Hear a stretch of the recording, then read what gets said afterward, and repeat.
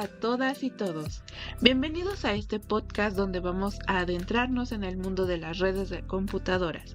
Si apenas estás empezando en la carrera de informática o en este fascinante campo, no te preocupes, aquí vamos a explicar cada concepto de forma sencilla, con ejemplos de la vida diaria para que entiendas cómo funciona todo esto en el fondo, aunque todavía no seas un experto. Mi nombre es Ana Karen Sánchez Gutiérrez, soy estudiante del primer semestre de la licenciatura en informática en el sistema SUAYED UNAM y seré tu anfitriona el día de hoy. Comenzaremos por ver qué es un adaptador de red. Imagina que tu computadora quiere hablar con otras computadoras como si fuera una persona queriendo hacer una llamada telefónica. El adaptador de red es como ese teléfono, el dispositivo que le permite conectarse y comunicarse. Su función principal es ser la interfaz entre la computadora y la red. Convierte los datos de tu equipo en señales que pueden viajar a través de los cables o incluso por el aire, en el caso del Wi-Fi. Algunas de sus características importantes son las siguientes. Convierte datos digitales en señales entendibles para el medio de transmisión. También tiene un identificador único llamado dirección MAC, que funciona como una huella digital que distingue a cada dispositivo en la red. Gestiona el flujo de información evitando que los datos se saturen o se pierdan. Y existen diferentes tipos. Los adaptadores Ethernet, que usan cables y ofrecen gran estabilidad, o los adaptadores Wi-Fi, que usan antenas para conectarse de manera inalámbrica, y finalmente los adaptadores USB, muy prácticos cuando tu laptop no tiene un puerto de red físico. Supongamos que tú trabajas desde casa y tu laptop solo tiene un puerto USB. Si tu conexión Wi-Fi es débil, puedes usar un adaptador USB-C a Ethernet para conectar directamente el cable a la red, como si usaras un cable de extensión para llegar a un enchufe lejano. Ahora, el administrador de red. Pensemos, ¿quién se asegura de que todas esas conexiones funcionen de manera correcta en la empresa o la escuela? Es una persona, es el administrador de red. Su función principal es gestionar y mantener o proteger la red de una organización. Algunas de sus tareas son configurar routers, switches, firewalls y supervisar la red que funcione bien, protegerla contra ataques y brindar apoyo técnico cuando alguien no puede conectarse. Imagina que el administrador de red es como el encargado de un sistema eléctrico de un edificio. Se asegura que la corriente, en este caso los datos, lleguen a todos los departamentos que serían los dispositivos y que no haya cortocircuitos, que en nuestra analogía serían los fallos o los ataques, y de que si alguien tiene algún problema con su aparato eléctrico, es decir, su computadora, pueda solucionarlo. Pasemos a otro concepto clave, el ancho de banda. Este término describe la cantidad máxima de datos que pueden viajar a través de una red en un tiempo determinado. Se mide en bits por segundo y sus múltiplos. Cuanto mayor sea el ancho de banda, más información puede circular al mismo tiempo, lo cual es crucial cuando varias personas usan la red simultáneamente. Imagina que el ancho de banda es como el ancho de una tubería de agua. Una tubería ancha deja pasar mucha agua, una tubería delgada deja pasar muy poca. Si en tu casa todos ven Netflix, hacen videollamadas o descargan archivos al mismo tiempo, necesitarás una tubería mucho más ancha, es decir, más ancho de banda, para que nadie se quede sin agua o en este caso sin internet. Otro elemento a considerar es la atenuación, que es la pérdida de fuerza de una señal mientras viaja. Cuando los datos recorren largas distancias, pasan por cables muy largos o atraviesan paredes y la señal se debilita. Esto puede provocar lentitud o cortes en la conexión. Es como cuando gritas a alguien que está muy lejos. Entre más se aleja, más débil suena tu voz hasta que ya no se escucha. Para solucionar esto, en redes se usa un dispositivo llamado repetidor o amplificador que refresca la señal y permiten que llegue más lejos. Pasemos ahora con la banda ancha. Seguramente has escuchado este término porque casi todos la tenemos en casa. Se trata de una conexión de Internet de alta velocidad que siempre está activa y permite que varios usuarios se conecten al mismo tiempo. Puede llegar a través de cables como la fibra óptica o incluso de forma inalámbrica como el Internet satelital. Si el Internet por teléfono de antes, que era un dial-up, era como un sendero estrecho donde solo caminaba una persona a la vez. La banda ancha es como una autopista de varios carriles donde muchos coches pueden circular al mismo tiempo a una gran velocidad. Ahora, en el interior de la computadora también existe algo llamado bus. No hablamos del transporte público, más bien es una analogía muy parecida. El bus es un sistema de comunicación que permite que diferentes componentes de la computadora intercambien datos. Hay varios tipos: el bus de datos, que lleva la información; el bus de direcciones, que te dice a dónde debes llevar esa información; y el bus de control, que regula el tráfico. Imagina que es como el sistema de calles de una ciudad. El bus de datos son las avenidas principales, mientras que el bus de direcciones son las placas de las casas a donde debe llegar la información, y el bus de control son los semáforos que organizan el tráfico para evitar que haya choques. Ahora, hablemos del concepto de cliente. En redes, el cliente es un dispositivo o aplicación que solicita un servicio a un servidor. Puede ser tu computadora, tu celular, un software o algún navegador. Lo importante es que siempre el cliente pide algo y el servidor responde. Es como cuando vas a un restaurante y tú eres el cliente que pide comida. La cocina es el servidor que tiene los recursos y prepara lo que pediste. Al final recibes el plato ya listo, igual que tu computadora recibe la información ya de un servidor cuando abres una página web. Ahora, el modelo de cliente-servidor. Todos los conceptos anteriores se unen en algo muy importante. El servidor concentra los recursos, archivos, páginas web, bases de datos, y los clientes se conectan para usarlos. El servidor puede atender a muchos clientes a la vez, como un restaurante a varios comensales. Imagina que entras en un restaurante con varios amigos y cada uno pide un platillo diferente y el mismo chef, en este caso el servidor, prepara todos los pedidos. Ese es el funcionamiento del Internet.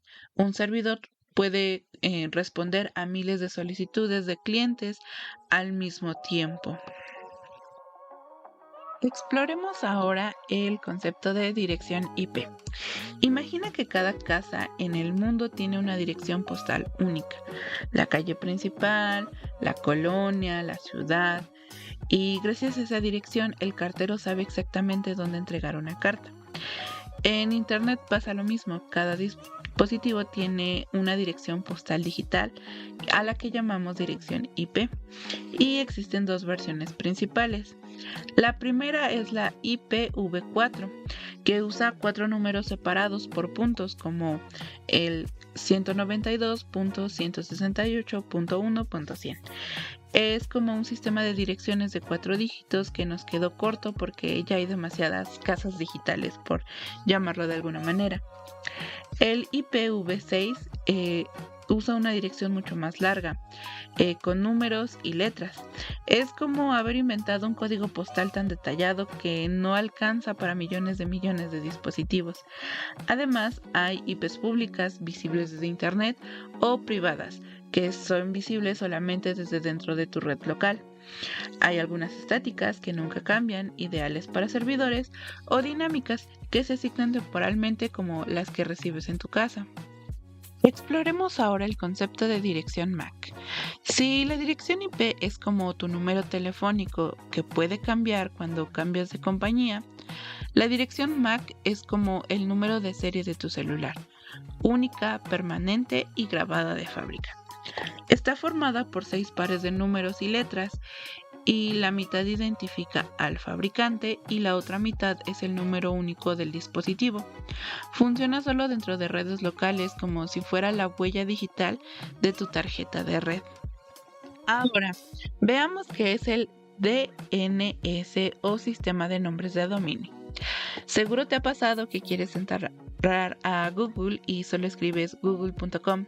No tienes que memorizar un número largo y extraño como 2.1658.210.163. Y esto se debe a que el DNS es como el director telefónico del Internet. El DNS traduce los nombres fáciles de recordar en direcciones IP cuando escribes, por ejemplo, www.ejemplo.com. La computadora le pregunta al servidor DNS local y si este no sabe, consulta a otros servidores de la jerarquía de Internet y finalmente obtiene la IP correcta y te conecta. Es como buscar el nombre de tu amigo en una agenda de un celular y en lugar de memorizar todos los números telefónicos, pues solamente buscas a través del nombre. Ahora el router. Este aparato es como el guardia de tránsito de la red. Cada vez que un paquete de datos quiere ir de un lugar a otro, el router consulta su mapa de carreteras digitales y decide cuál es la mejor ruta para llegar. En casa, el router conecta tu red local con el Internet, permitiendo que la laptop, el celular o la televisión inteligente estén todos en línea al mismo tiempo. En empresas o proveedores de Internet existen routers mucho más potentes que manejan millones de conexiones al mismo tiempo. El detalle clave, el módem, trae Internet a tu casa, pero el router es quien lo distribuye entre tus dispositivos, ya sea por cable o por Wi-Fi. Entonces, podríamos resumir hasta el momento que la dirección IP es la dirección postal de tu dispositivo en la red. La dirección MAC es como el número de serie único e inmutable. El DNS funciona como una agenda telefónica que traduce nombres en números y el router es el guardia de tránsito que dirige los datos por el mejor camino. Ahora pasemos con algunos otros términos, como el Internet Network. Este también es conocido como Interred y es en esencia una red de redes. Conecta múltiples LANs, es decir, redes locales, para que los dispositivos que están en diferentes ubicaciones físicas puedan comunicarse como si estuvieran juntos. Esto es posible gracias a los routers, que funcionan como puentes inteligentes entre redes y usan protocolos de enrutamiento para decidir la mejor ruta que debe seguir cada información. Para entenderlo mejor podríamos imaginar varias islas que serían las redes LAN separadas por el mar. Cada isla tiene sus propias calles y reglas de tráfico, pero si quieres viajar de una isla a otra necesitarías barcos o puentes. Los routers son estos barcos y puentes que conectan las islas entre sí, permitiendo que las personas, en este caso los datos, se visiten sin importar la distancia que existe entre ellos.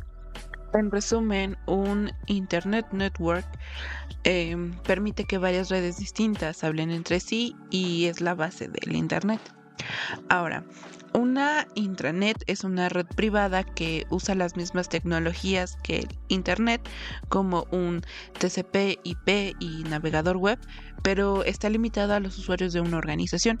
Su función es proporcionar un espacio seguro y exclusivo para compartir recursos, documentos, correos y aplicaciones internas. Es como una especie de club privado.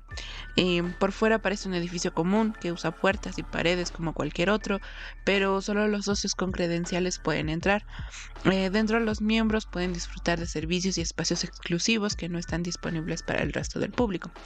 Pues de esta manera funciona la intranet. Es básicamente un servicio privado para un grupo selecto de personas que pertenecen a una organización. Ahora, ya hemos estado hablando de lo que es una LAN, pero vamos a profundizar un poquito más en este concepto. Significa Local Area Network y pues es una red de dispositivos interconectados en un área pequeña, como una oficina, un hogar o un campus escolar. Es rápida, de baja latencia y suele estar bajo el control de una sola organización. Para entenderlo mejor, podremos imaginar una red eléctrica de una casa. Todos los aparatos, en este caso serían las computadoras, las impresoras, los celulares, están conectados a la misma instalación eléctrica, que en este caso sería la red LAN, y comparten la energía, que sería una analogía de la información, dentro de un espacio reducido. Una LAN conecta dispositivos en un área reducida, permitiendo compartir recursos y comunicarse con gran rapidez. Ahora, ¿qué son las máscaras de dirección y la subred? La máscara de subred es un número que acompaña la dirección IP para dividirla en dos partes: la porción de la red donde está el grupo de dispositivos y la porción del host, que es el dispositivo específico dentro de esta red. Para entenderlo, quizá podremos imaginar una dirección postal que está compuesta por la calle principal, el número y la colonia. La colonia sería la red, que es el conjunto de casas, y el número de casas sería el host. La máscara de subred es como el mapa que te dice en qué parte de la dirección corresponde la colonia y qué parte del número es la casa. La máscara de subred es el mapa que define qué parte del IP corresponde al vecindario, que sería la red, y cuál identifica a cada casa, que en este caso sería el host. Ahora, el modelo OSI, o Modelo de Interconexión de Sistemas Abiertos por sus siglas en inglés, es como una guía universal que divide la comunicación en 7 capas, cada una con funciones específicas. Esto permite que dispositivos de diferentes fabricantes puedan hablar el mismo idioma, por decirlo de alguna manera, dentro de la red. Cada capa solo se comunica con la de arriba y la de abajo, formando una especie de cadena ordenada. Ahora, veamos capa por capa. La capa 7 es de aplicación y es la interfaz directa con aplicaciones de software que proporciona servicios de red a las aplicaciones de usuario. Suele utilizar los protocolos HTTP, FTP, SMTP y DNS. La capa 6 es de presentación. Básicamente es traducción, cifrado y comprensión de datos. En ella se da la conversión entre diferentes formatos de datos y maneja la sintaxis y la semántica de la información. La capa 5 es de sesión. Establece, mantiene y termina las sesiones de comunicación. Mantiene el control de diálogos entre aplicaciones y la sincronización y recuperación de sesiones. La capa 4 es de transporte. Básicamente es la transferencia confiable de datos de extremo a extremo, utilizando los protocolos TCP y UDP. Mantiene el control del flujo y se encarga de la detección de errores. La capa 3 es la capa de red y es donde ocurre el enrutamiento de paquetes entre diferentes redes. Su protocolo principal es el IP y normalmente se encarga del direccionamiento lógico y la selección de las rutas. La capa 2 es el enlace de datos, que se encarga de la transferencia confiable de datos en un enlace físico. Normalmente utiliza los protocolos Ethernet o Wi-Fi y se encarga de la detección y corrección de los errores de la transmisión. Y finalmente la capa 1 es la capa física, que es se encarga de la transmisión de bits en bruto a través del medio físico. Las especificaciones eléctricas, mecánicas y funcionales, y pues se ayuda de los cables, los conectores, los voltajes y las señales. En resumen, podremos decir que el modelo OSI organiza la comunicación en 7 capas que trabajan como engranajes, asegurando que la información viaje de manera ordenada y comprensible entre dispositivos diferentes. Para poder entenderlo de una manera más sencilla, podríamos pensar en cuando enviamos un mensaje de WhatsApp. Este recorre todas las capas del OSI, desde la app del teléfono hasta que los bits viajan por el cable o por el Wi-Fi y siguen cada paso de los que acabamos de enumerar hasta llegar al siguiente teléfono. Y bueno, ahora vamos a hablar un poco de el módem o modulador, demomodulador. El módem es un dispositivo que permite que las computadoras digitales se comuniquen a través de medios analógicos, como las líneas telefónicas o de cable, y convierten las señales digitales en analógicas a través de la modulación y viceversa en un proceso que se llama demodulación. Para entenderlo mejor, podemos pensar en un traductor simultáneo en una conferencia. La persona habla en su idioma original, que en este caso sería un idioma digital, y el traductor lo convierte en otro idioma, que en este caso sería el analógico, para que viaje por el micrófono y los altavoces, y luego otro traductor devuelve el idioma original para el oyente. Las funciones principales de un módem son convertir las señales digitales en analógicas para la transmisión y viceversa, convertir las señales analógicas recibidas de vuelta en señales digitales, y actúa como interfaz entre la red local y el proveedor de servicios de Internet. Existen varios tipos de módems, por ejemplo, el DSL, que es para líneas telefónicas, el de cable, que es para redes de televisión por cable, el de fibra óptica, que es para conexiones de alta velocidad, o el dial-up, que es para líneas telefónicas tradicionales, aunque ese pues ya está obsoleto. Sus componentes internos son un microcontrolador o CPU para ejecutar su firmware y un chip modem para la modulación, la demodulación, y finalmente pues una memoria RAM para almacenar y las configuraciones que pues se le hagan. Ahora, ¿qué es la modulación? Pues es el proceso de montar la información sobre una señal portadora de alta frecuencia para que pueda viajar más lejos y con menos interferencias. Sin modulación, los datos no podrían transmitirse de manera eficiente. Es como mandar un mensaje escondido dentro de una canción. La melodía, que sería como una especie de portadora, viaja por el radio, pero dentro lleva la palabra oculta, que en este caso sería la información. Y pues la modulación permite transportar datos en largas distancias al combinarlos con una señal que pues llamamos portadora, mientras que la demodulación recupera el mensaje original. Es como si lo descifrara de vuelta. Ahora, el navegador web. El navegador web es el programa que usamos para poder acceder y mostrar páginas de internet. Envía solicitudes a servidores y organiza la información para poder mostrarla en pantalla. Podremos pensar en ello como un guía turístico que, al pedirle la dirección de un museo, no solo te lleva hasta él, sino que además te acomoda la vista para que puedas entender mejor la exposición. El navegador web es básicamente una ventana que nos permite ver, entender y navegar el contenido que existe en Internet. Ahora, un nodo. Un nodo es cualquier punto de una red que puede enviar, recibir o procesar información. Puede ser una computadora, una impresora, un teléfono o un router. Imaginemos una red de estaciones de tren. Cada estación sería un nodo que puede recibir trenes, que en este caso serían los datos, también puede enviarlos o servir como un punto intermedio. Los nodos son los puntos de encuentro donde se originan, pasan o llegan los datos dentro de una red. Ahora, los paquetes o el paquete de red es la unidad básica en la que se divide la información para viajar por Internet. Cada paquete lleva direcciones de origen y destino, además de un sello de control para detectar errores.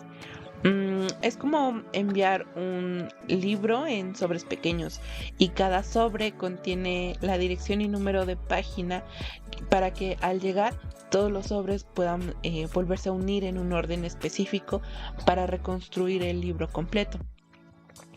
Los paquetes son como mini sobres que llevan pedazos de información con direcciones y controles para reconstruir el mensaje final. Ahora, el gateway o pasarela conecta las redes con protocolos distintos, funcionando como un traductor y punto de entrada-salida hacia redes externas como Internet. Es como una aduana fronteriza. Revisa los pasaportes, que en este caso serían los protocolos, y traduce documentos y permite o deniega la entrada a otra región pues de la información, ¿no? La pasarela es pues esta aduana digital que permite que la red local se comunique con el exterior de una manera segura y ordenada. Ahora, el Plug and Play o PNP es la capacidad de un sistema operativo de reconocer y configurar automáticamente un dispositivo cuando se conecta sin necesidad de configuraciones manuales. Es como cuando conectas una lámpara y toma corriente y automáticamente recibe energía sin que tú tengas que ajustarle nada. Bueno, pues al conectar un USB, tu computadora lo detecta y lo pone listo para usar sin que tengas que instalar controladores manualmente cada vez que lo haces. PNP significa conectar y usar en inglés, y pues el sistema reconoce el dispositivo y lo prepara para que funcione de inmediato. Ahora, un protocolo es un conjunto de reglas que define cómo se comunican dos o más sistemas. Establece la sintaxis, la semántica y los métodos de control de errores para garantizar una comunicación clara. Podríamos decir que es una especie de idioma compartido. Si dos personas no hablan el mismo idioma, no se entienden. Pues lo mismo ocurre con las computadoras. Si no usan el mismo protocolo, no pueden comunicarse entre sí. El protocolo es como el idioma digital que asegura que los dispositivos pueden intercambiar información correctamente. Ahora, hablemos de lo que es una red.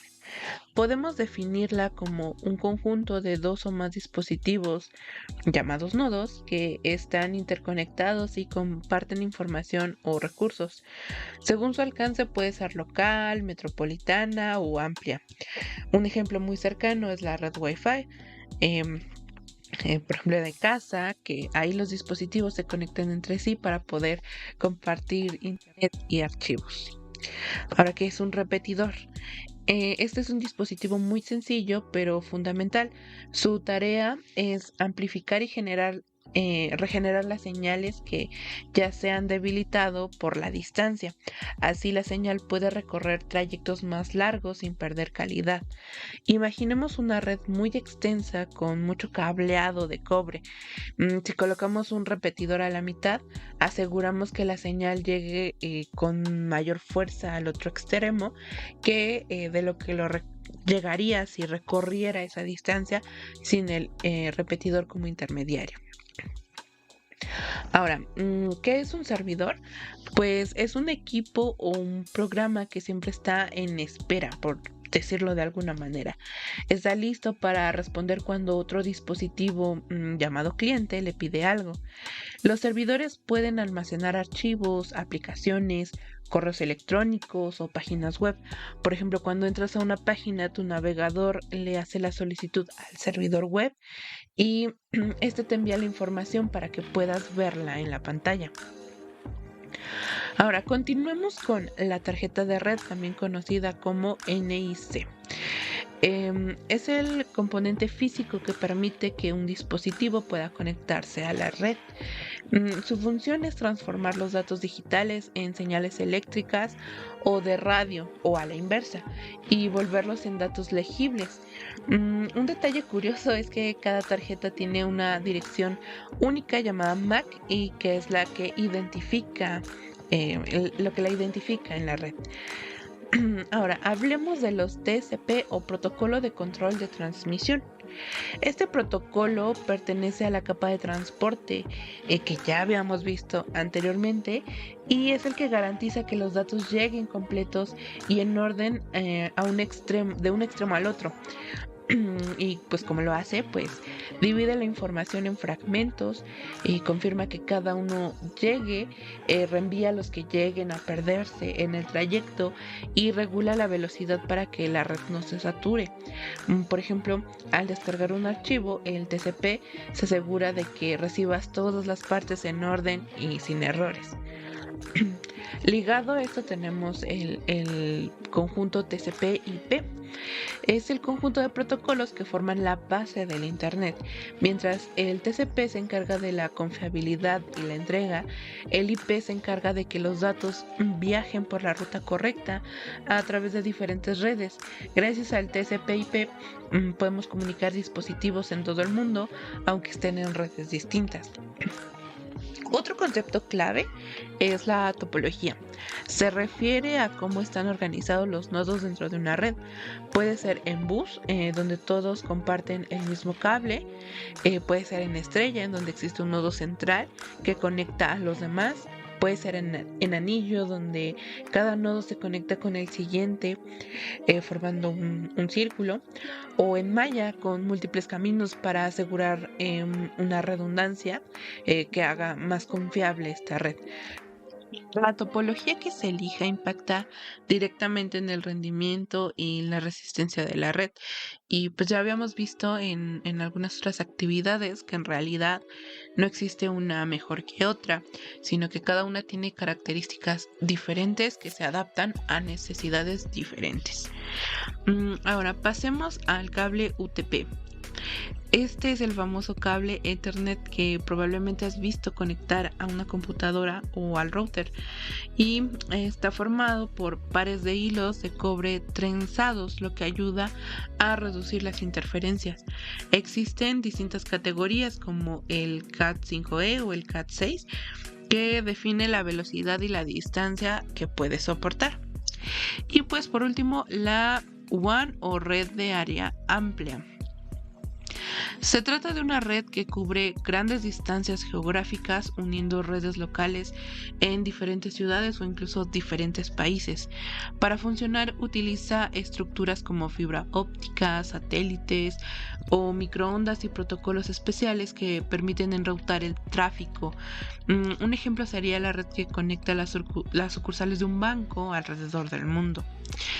En resumen, desde los dispositivos físicos como la tarjeta de red o los cables hasta los protocolos como el TCP y el IP, pues son elementos que cumplen un papel esencial para que nuestras redes sean confiables y eficientes. Y pues lo mejor es que aunque a veces no los veamos, todos ellos están presentes en lo que usamos a diario, desde el Wi-Fi, el internet de la casa, incluso que conectan al mundo entero, ¿no? Como hemos visto, las redes no son algo lejano ni abstracto. Están presentes en cada acción que realizamos al conectarnos, ya sea navegar en internet, descargar un archivo o simplemente usar el Wi-Fi de la casa. Cada componente, desde el cable UTP hasta un protocolo de transporte, cumple con una función específica que en conjunto garantiza que la comunicación sea rápida, segura y confiable. En definitiva, entender cómo se construyen y funcionan las redes nos permite valorar la infraestructura que sostiene nuestra vida digital, y pues nos da una visión mucho más clara y amplia de cómo fluye la información en este mundo interconectado. Y bueno, pues esto fue todo por el día de hoy. Espero que les haya gustado la información que compartimos. Me disculpo un poquito por mi voz, estoy un poquito enferma, pero espero que se haya entendido y que nos veamos pronto en otro episodio. Hasta luego.